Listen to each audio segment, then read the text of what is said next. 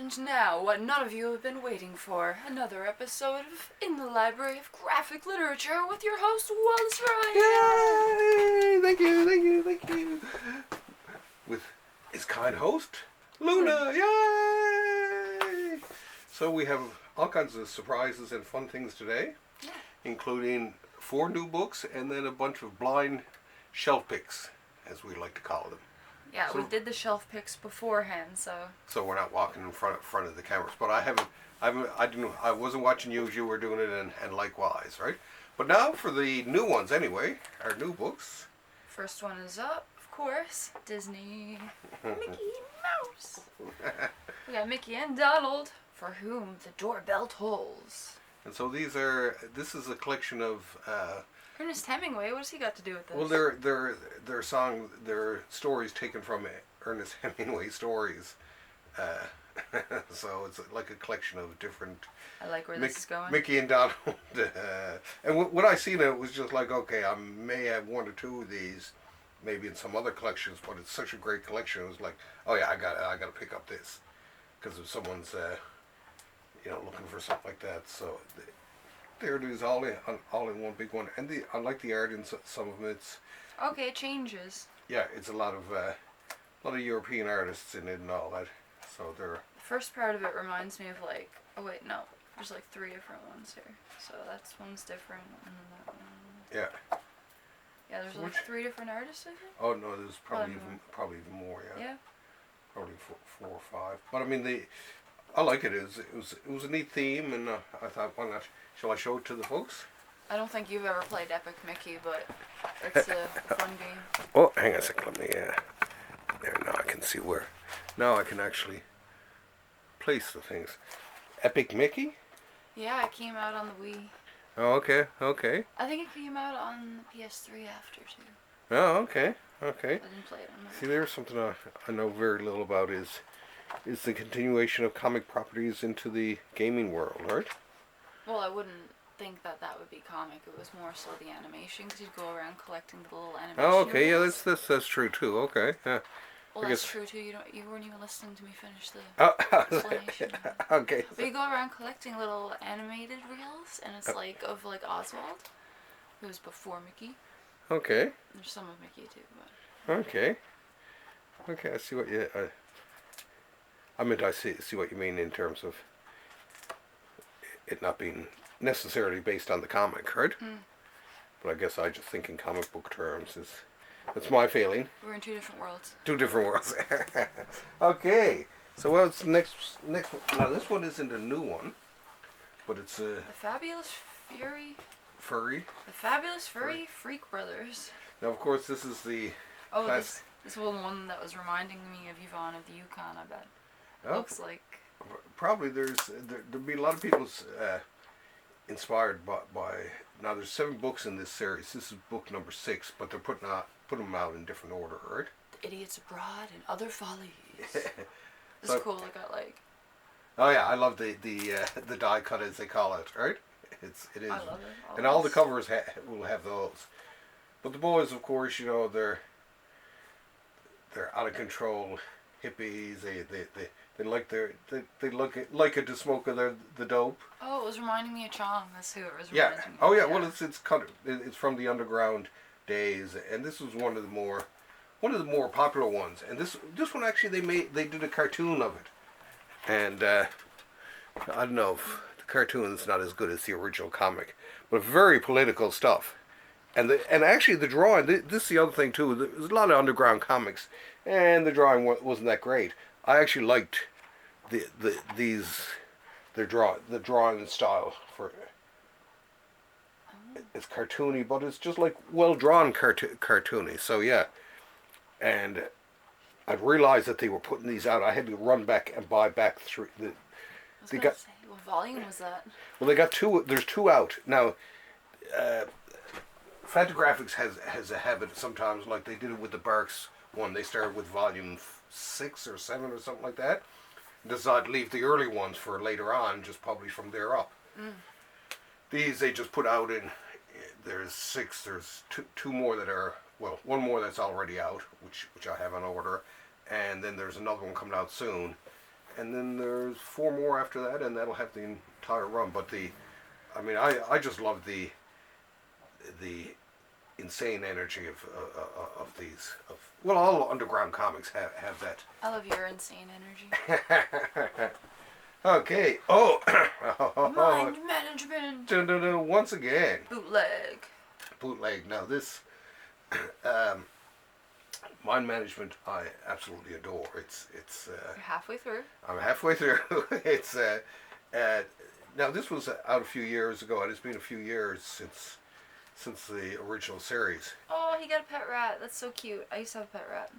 Now the cool thing about this is he uses different artists for every chapter. He writes the whole thing, but he uses different artists for each chapter. Ooh. Fancy. Yeah, and he has all kinds of neat little things. I thought that was like a real CD. It fooled me. It looked like it for a second. Can't take it out? And the... Oh, that's cool. That's cool. Show the people. Oh, yeah, okay, I'll show the people. It's, love the artwork in them all. So yeah, it's... The cat. Oh, the cat. The cat. Oh, yeah, I love that cat. But the whole thing, this guy Dalrymple, he's the guy who does the first comic. I love his style. He has a really neat sort of style to him. And there's another guy, Dave Rubin, who has a great style. And then this interim little, supposed to be a sketchy comic, but it's part of the whole thing. I like this. They throw in a script, which is not included in the rest of the comic. And you got to read that script. People might think, oh, these are just sketches in the back. It's like, no, this is part of. What are you showing me for? Show them. Oh yes. Let's go back. I'll go right back. So it has. I like Mind Management's approach. Oh, and they have like a Bazooka Joe like cartoon, sort of in between each chapter. And this guy Rubens. I love his artwork, and his lettering. His lettering is cool. Oh, that's cool. To Zach. Zach. But and he also has his one like his bird following him, and it's really coolly done. Tweet. So yeah, this artwork absolutely amazing. The story, I'm halfway through, and I can't wait to finish. Of course, the only problem is once I finish it, then it's all over. It's all over. And what am I to do then, right? Okay. This is the last new book? This is the last new book. And this one, brand new. This is the Nova Richard Rider Omnibus. I actually had these comics when I was a kid. This came out in like late 70s, I think. I'm going to guess 77. Let's see. Is he right? Is he right or is he wrong? 76. October 76. So pretty close.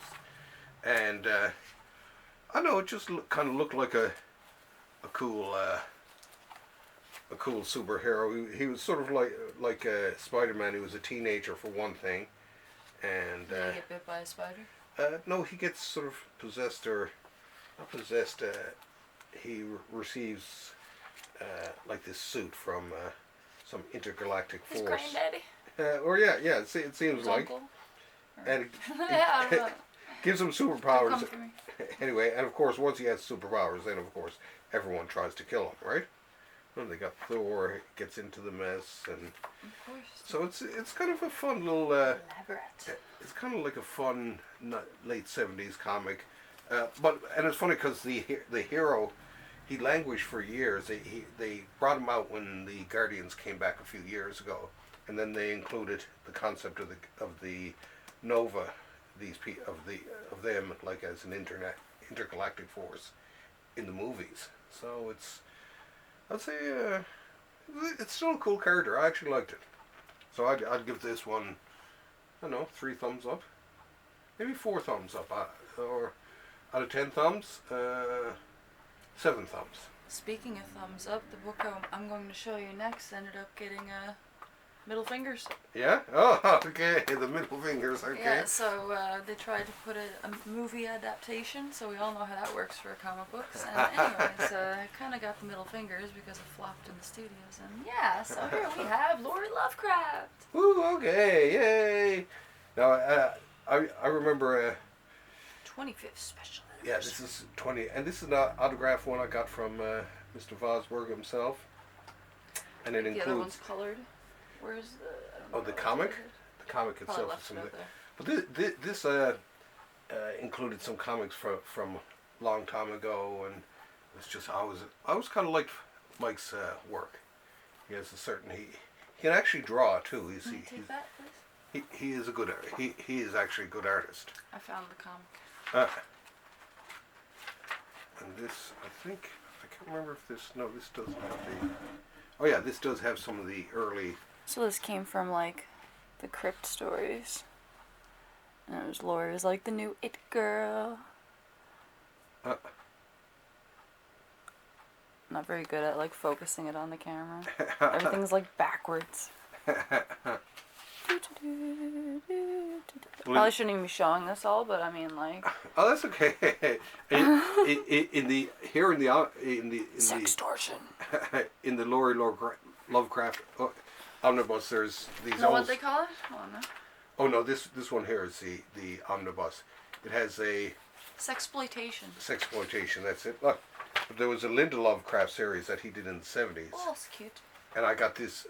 I wanted to get this because this is the only place I'd find these stories. These stories appeared in this comic called Star Reach, and I thought they were really cool. I love the drawing style. And he worked for DC and Marvel years later, but not the same type of stuff as he was doing for them, right? You said you had another book that he did? No, this was the one I was looking for, actually. Oh, was it? Yeah.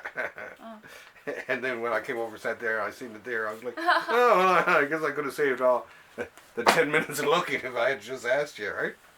Here we have the Garden of Flesh. I don't think we've ever featured this one. I just opened it and started chuckling. So I was like, why not? Here we have Gilbert Hernandez. This is a good bathroom read. Let's put it that way. If you're in the toilet for a while, I'll try to find an appropriate thing to show you. Yeah, I don't even know if there's anything appropriate. Yeah, I'm sure there's something here. It's Okay, page 100. a lot of There's sex. one page I must be able to show you. Okay, here we go. Oh, there we go. One page, yeah.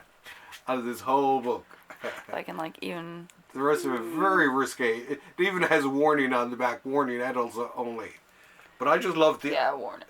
What I loved, though, was the book, the leather cover to it, and the embossed thing. It had a feeling of like an illicit book, a book that's... So... That people are like, hey, what a buy book. Well, I'm also getting Adam and Eve vibes. Okay. But if, ever watched Superbad? No, I can't say And how it starts off with all the dick drawings? Okay. Yeah. Yeah, well, this is this is a pure romp and all that. Even when I bought it, I was just like, oh my god, it's all just sex. It's almost as bad as... It's a good laugh. There's another one up there called Black Kiss. It can fit right in your pocket. And that too, yeah. I wanted to do a top 10 episode of, like the top 10 not objectionable, but, risque comics, etc., right? Speaking of Okay. risque, we have God and Science. Return of the Tie Girls. Jaime Hernandez. Now, Jaime's artwork, I love his artwork.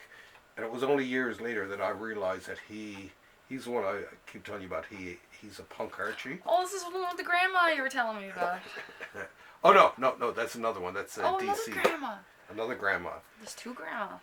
Superhero grandma. But this guy's artwork, I absolutely love. It's... Oh, just taking a ride on grandma. Yeah. But the drawing of it, his drawing is beautifully simple. It's black and white. Absolutely, it's just like I wish I could do black and white work like that, right? Well, I do. I guess I do. Your work is amazing, Will. Why, thank you. Well, this is one of the people who has inspired me. Jaime and his brother. Well, his brother Gilbert. This is actually a 2 for 2. That's the first one, the Garden of the Flesh one. That's his brother did that one. So we have the two brothers together. Okay. And the last but not least of our little pickaroo here. Surprise picks is... Creepax. Oh, good lord. How do you spell that? Crepax? Crepax, I guess. I can never... Uh-oh. I can never remember how to pronounce his name, but it's I'm not sure how much of this we can show either, because it's like 6. And By now Guido Crepa? Guido Crepa. Someone tell us, please. Yeah. So it just looks really cool. So we'll just call him Creepax for now. I like the aesthetic. The aesthetic. I don't know why that came out wrong. The aesthetic. No, you're right. It's. I mean, the drawing. It's quite astounding. It's. Getting Art Deco vibes already. Ooh, wow, that is detailed. Yeah. This was someone's passion project. Yeah. No, he was. I like his style of drawing. Like you say. Damn. I know that there are some people today, if they were reading it would. Oh, he was a fan of classic art for sure. Freak him out. I could tell. It's like all the like Michelangelo poses and shit. Yeah. But it's Da Vinci or whatever. I don't know who would have painted them. But it's you know the paintings I'm talking about. Oh, the naked men and the angels and the swirling clouds. Oh yeah, the what is it, it's raining creation. men. Hallelujah, it's raining men. Oh yeah.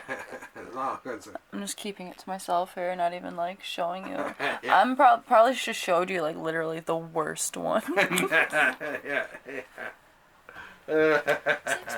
Sexploitation. So yeah, it's the very this guy. I mean, he was all about the sex, right? Every time I'd seen drawings of his, like in magazines or stuff like that, it was always more or less. Guido is on the edge again here with the sexual content. But you know, there's something about the drawing, and then when it came out in hardcover, it was just like, oh, I gotta get these just to spice up my the library bit, right? Because every library should have some forbidden fruit in it, I think, right? And this is about as forbidden fruit as you can get these days. I like to have at least half my library be objectionable to the average person, right? And just have it curtained off. Oh yeah. Now I picked out 2 blindly here. The first one was this one, Doctor Strange, and I always talk about Doctor Strange, but this is one of my favorites. This includes the famous Death of Doctor Strange issue, which I had as a kid. This one, and It's a really nice drawing. Oh, I can remember reading this over and over and over again in show the people, they can't see it. That summer, over and over and over again, because I'd injured my foot, so I couldn't go out swimming with everyone else or adventuring, so I was stuck in the cabin for the summer. And this was one of the comics that I read and reread and reread. And this guy, the artist, I love this. That's really nice. I love the color scheme, like the color palette for it. And the artist himself is just... You must see. Absolutely stunning. Stunning. Frank Brunner. I met him actually down in New York. Amazing artist. One of my favorite artists. So that's why I couldn't believe it when I finally got to meet him. But I like his panel designs here too. Oh, it's beautiful. No, I think he gets his influence. Oh. You won't get bored reading this one. Or the best one is where he's being attacked by death, and he's hiding out inside this form, and death is just all around him. So he expands, and he ends up being given this ankh on his forehead, an eternal life thereof. The ankh, such a powerful symbol. Well, what's cool too is this thing goes on the next issue or two. They see the return of this artist, Gene Colan, who I was a big fan of, and who did Doctor Strange in the late '60s. And to do Doctor Strange, though, you gotta be a very special kind of artist. You gotta have something strange about you, right? Like this guy was a perfect Doctor Strange artist. Gene Colan, one of the Doctor Strange ones. Oh, we got the Bible. And last but not least, which is funny considering all the other risque content we had, we actually do have the Bible. No. This came out in one of those Treasury Edition size comics, the big ones from years ago, and I had this as a kid. And the cover is done by Joe Kubert, he does this cool. Actually, let me spread it out like that. He did the wraparound cover for it, and the inside was done by this guy Nestor Redondo, who took over from Bernie Wrightson on Swamp Thing, and his art. Just have a look there yourself if you want. There, his art was absolutely amazing. If they won't let you see the statue of Michelangelo, they won't let you read this. No. Actually, there's suggested nudity and near nudity, but yeah, that's something else. I can't believe that got banned. Oh yeah. Can't even show that. Well, I mean, and it's funny because they made fun of it in The Simpsons years ago about David, David's doodle and all that.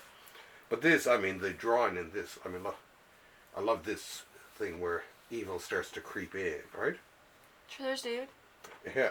I'm kidding. There's David. Then Noah and the Ark. I love this one, Noah and the Ark, and how he builds. What I liked about this, though, is the the big pages, like these big ones where he's building the Ark, right? The animals go marching to hurrah. And so there's all kinds of great ones, right up to Sodom and Gomorrah, and Lot's wife turning into pillar salt. Which, I guess somehow she must have deserved, right? Looking back out of that evil city. How dare she? Oh, look, here's Sodom and Gomorrah being destroyed. So more than half of this seems like for mature readers? Well, no, it was for the 70s. Kids were a lot more mature back then, right? Or perverse? Or perverse, or whatever. Well read, at least. But yeah, beautifully drawn. I gotta say, I love this.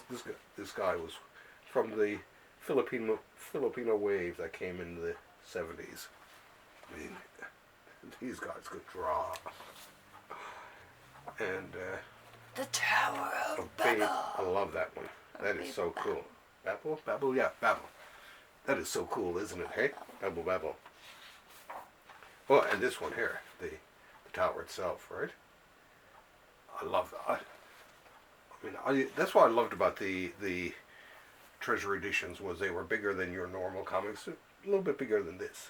I loved them. Anyway, I guess that's it for this week. The new comics, and then the blind choices off the shelves. So stay tuned next week for maybe I'll do that special of the Forbidden Comics. That's what I'll call it, Forbidden Comics, because all the stuff that may or may not. You mean there's more? Oh yeah, I want to do a top 10 of forbidden stuff. That's. We should hang that curtain up soon then. Yes.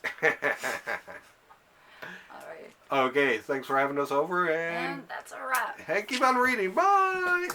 Room. Run.